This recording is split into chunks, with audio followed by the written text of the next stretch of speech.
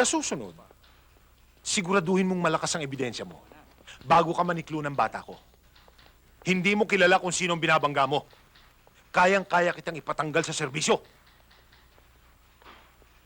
Ikaw, kung sino kumandang buhala ka, ingatan mo yung pilantik ng dila mo. Kapag napatunayan ko na involved ka sa kaso nito, pasisingawin kita.